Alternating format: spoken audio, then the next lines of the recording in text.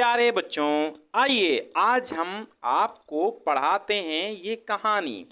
कहानी है नादान दोस्त और लेखक हैं मुंशी प्रेमचंद। जी हाँ, जाने माने कथाकार मुंशी प्रेमचंद लेखक हैं इस कहानी के नादान दोस्त। क्लास 6 के लिए एनसीईआरटी सीबीएसई बोर्ड या फिर अन्य बोर्ड जहाँ पर एनसीईआरटी की बुक्स चलती हैं वे बच्चे अवश्य पढ़ें। रेगुलर क्लासेस आपको मिलती रहती हैं। ठीक है नादान दोस्त, बेहतरीन तरीके से आप इस समझिएगा इस कहानी को। बहुत अच्छी बहुत सुंदर कहानी है, समझिए। केशव घर के कार्निस के ऊपर एक चिड़िया ने अंडे दिए थे।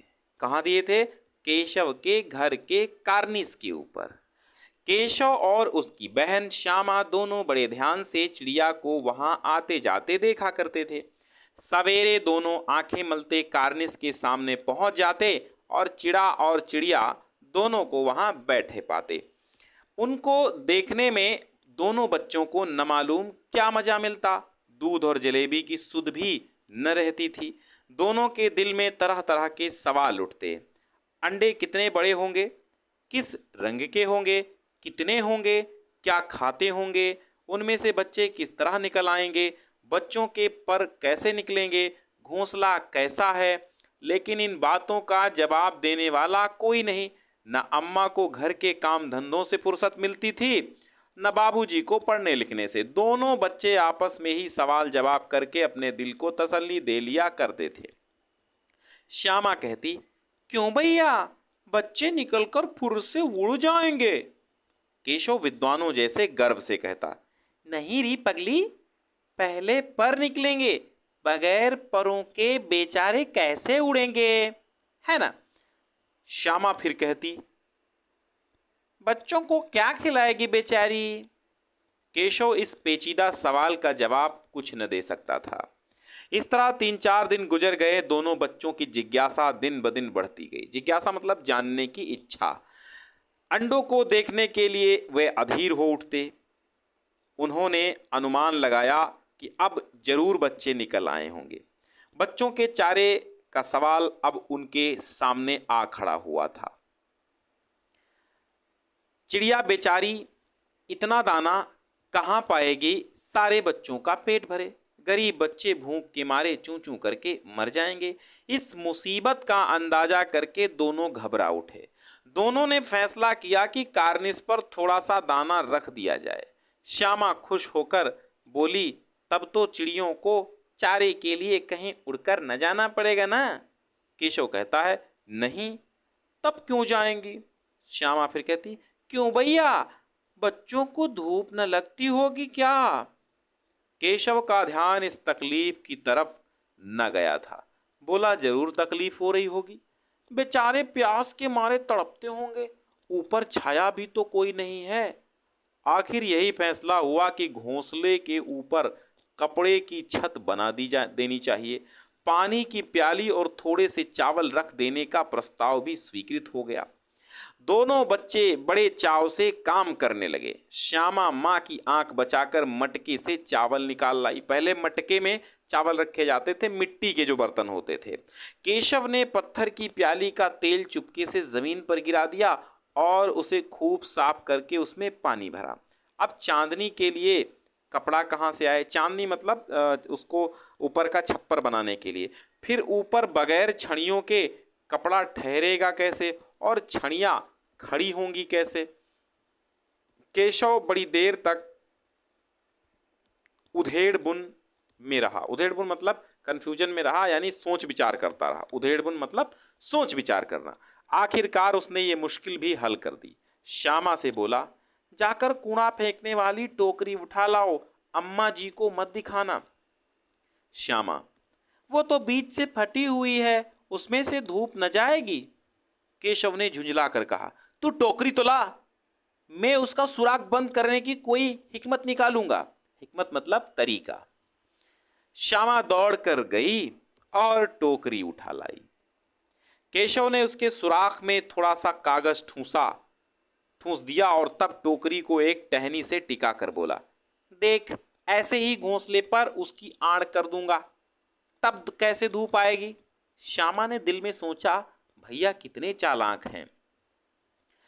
गर्मी के दिन थे, बाबूजी दफ्तर गए हुए थे। बाबूजी यानी पिताजी। अम्मा दोनों बच्चों को कमरे में सुलाकर खुद सो गईं। लेकिन बच्चों की आंखों में आज नींद कहाँ।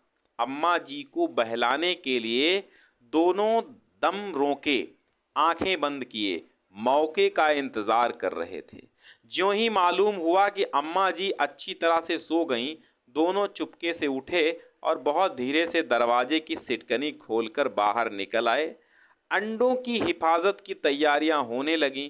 केशव कमरे से एक स्टूल उठा लाया, लेकिन जब उससे काम न चला तो नहाने की चौकी लाकर स्टूल के नीचे रखी और डरते डरते स्टूल पर चढ़ा। श्यामा दोनों हाथों से स्टूल पकड़े हुए थी। स्टूल चारों टांगे बराबर ना होने के कारण जिस तरफ ज्यादा दबाव पाता था, जरा सा हिलता था, यानी डगमग होता था। उस वक्त केशव को कितनी तकलीफ उठानी पड़ती थी, ये उसी का दिल जानता था। दोनों हाथों से कारनिस पकड़ लेता और श्यामा को दबी आवाज से डांटता, अच्छी तरह पकड़, अच्छी तरह पकड़। श्यामा को डांटता, वरना उतर कर बहुत मारूंगा, अच्छी तरह पकड़, वरना उतर कर बहुत मारूंगा, ऐसा वो डांटता। मगर बेचारी श्यामा का दिल तो ऊपर कारनिस पर था। बार बार उसका ध्यान उधर चला जाता और हाथ ढीले पड़ जाते। केशव ने ज्यों ही कारनिस पर हाथ रखा, दोनों चिड़ियां उड़ गईं। केशव ने देखा कारनिस पर थोड़े तिनके बिछे हुए हैं और उन पर 3 अंडे पड़े हैं। जैसे घोंसले उसने पेड़ों पर देखे थे, वैसा कोई घोंसला नहीं है। श्यामा ने नीचे से पूछा, कै बच्चे हैं भैया? केशव बोला, 3 अंडे हैं, 3, अभी बच्चे नहीं निकले हैं। श्यामा, जरा हमें दिखा दो भैया, कितने बड़े हैं? अरे दिखा दूंगा, पहले जरा चिथड़े ले आ, नीचे बिछा दूं, बेचारे अंडे तिनकों पर पड़े हैं। श्यामा दौड़कर अपनी पुरानी धोती फाड़कर एक टुकड़ा लाई। केशव ने झुककर कपड़ा ले लिया। उसकी कई तह करके उसने एक गद्दी बनाई और उसके तिनकों पर बिछाकर तीनों अंडे धीरे से उस पर रख दिए। श्यामा ने फिर कहा, हमको भी दिखा दो भैया। अरे दिखा दूंगा, पहले जरा वो टोकरी तो दे दो, ऊपर छाया कर दूं।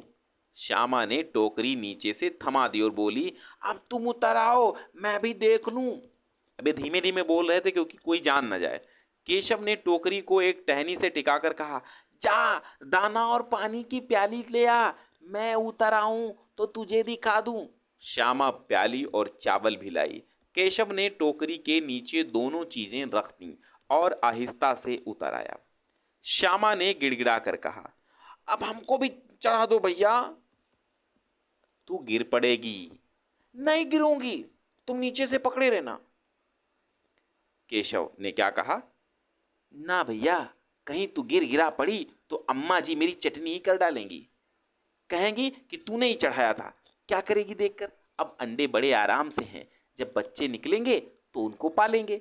दोनों चिड़ियां बार बार कारनिस पर आती थीं और बगैर बैठे ही उड़ जाती थीं। केशव ने सोचा, हम लोगों के डर से नहीं बैठती। स्टूल उठाकर कमरे में रखाया, चौकी जहां की थी वहां रख दी। श्यामा ने आंखों में आंसू भरकर कहा, तुमने मुझे नहीं दिखाया, मैं अम्मा जी से कह दूंगी। अरे अम्मा जी से कहेगी तो बहुत मारूंगा, कह देता हूं। हाँ, तो तुमने मुझे क्यों नहीं दिखाया? और गिर पड़ती तो 4 सर ना हो जाते? हो जाते, हो जाते, देख लेना, मैं कह दूंगी। इतने में कोठरी का दरवाजा खुला और मां ने धूप से आंखों को बचाते हुए कहा, तुम दोनों बाहर कब निकल आए? अरे मैंने कहा न था कि दोपहर को न निकलना। किसने किवाड़ खोला? किवाड़ केशव ने खोला था। लेकिन श्यामा ने मां से ये बात नहीं कही। उसे डर लगा कि भैया पिट जाएंगे। केशव दिल में कांप रहा था कि कहीं श्यामा कह न दे अंडे न दिखाए थे। इससे अब उसको श्यामा पर विश्वास न था। श्यामा सिर्फ मोहब्बत के मारे चुप थी, या इस कसूर में हिस्सेदार होने की वजह से इसका फैसला नहीं किया जा सकता था। शायद दोनों ही बातें थीं। मां ने दोनों को डांट टपट कर फिर कमरे में बंद कर दिया और आप धीरे धीरे उन्हें पंखा झलने लगी। अभी सिर्फ 2 बजे थे। बाहर तेज लू चल रही थी। अब दोनों बच्चों को नींद आ गई थी, यानी दोनों बच्चे सोने लगे। 4 बजे यकायक श्यामा की नींद खुली, किवाड़ खुले हुए थे। वो दौड़ी हुई कारनिस के पास आई और ऊपर की तरफ ताकने लगी। टोकरी का पता न था, संयोग से उसकी नज़र नीचे गई। वह उल्टे पांव दौड़ती हुई कमरे में जाकर जोर से बोली, भैया भैया, अंडे तो नीचे पड़े हैं, बच्चे उड़ गए।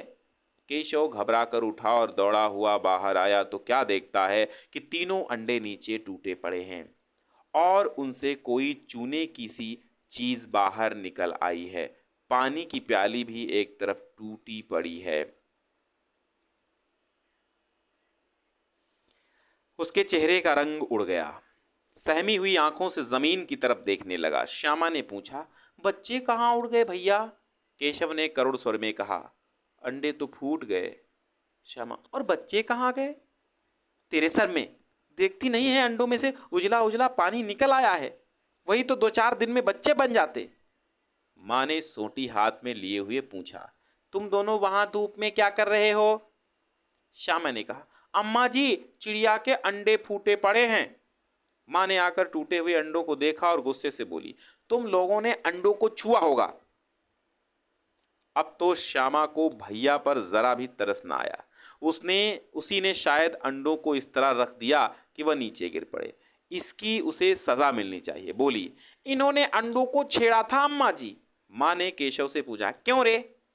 अब केशव से जब इतना पूछा, केशव भीगी बिल्ली बनकर खड़ा रहा। माँ, तू वहां पहुंचा कैसे? अब यहाँ पर आप चित्र देख सकते हैं। ये श्यामा है, ये श्यामा है और ये केशव है और ये इनकी अम्मा है। अम्मा डांट रही है, श्यामा चुगली कर रही है और केशव जो है वो चुपचाप खड़ा है। अम्मा पूछती, तू वहां पहुंचा कैसे? श्यामा ने कहा, चौकी पर स्टूल रखकर चढ़े अम्मा जी। केशव फिर बोला, तू स्टूल थामे नहीं खड़ी थी? श्यामा ने कहा, तुम्ही ने तो कहा था। तू इतना बड़ा हुआ, तुझे अभी इतना भी नहीं मालूम कि छूने से चिड़िया के अंडे गंदे हो जाते हैं, चिड़िया फिर उन्हें नहीं सेती। श्यामा ने डरते डरते पूछा, तो क्या चिड़िया ने अंडे गिरा दिए हैं अम्मा जी? हाँ, और क्या करती? केशव के सिर इसका पाप पड़ेगा। हाय हाय, 3-3 जाने ले ली दुष्ट ने। केशव रोनी सूरत बनाकर बोला, मैंने तो सिर्फ अंडों को गद्दी पर रख दिया था अम्मा जी। माँ को हंसी आ गई, मगर केशव को कई दिनों तक अपनी गलती पर अफसोस होता रहा।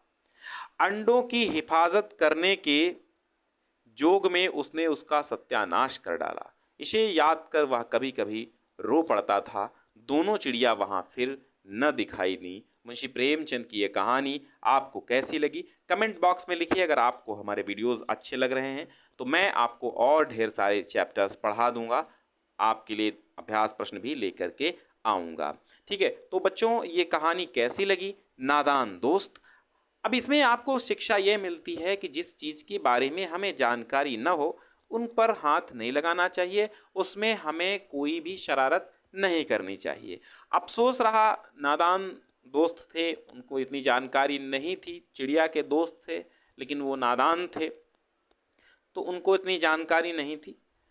तो इसलिए हमें जिन चीज़ों की जानकारी नहीं होती है उनमें हमें कोई भी छेड़खानी नहीं करनी चाहिए। वो चाहे विद्युत की सामग्री हो, बिजली से चलने वाले यंत्र हों या किसी भी चीज़ की हो, जहाँ पर जानकारी न हो वहाँ पर हमें ऐसे कार्य नहीं करना चाहिए। तो चलिए मिलते हैं अगली कहानी अगले चैप्टर के साथ। तब तक के लिए नमस्कार, खुश रहो।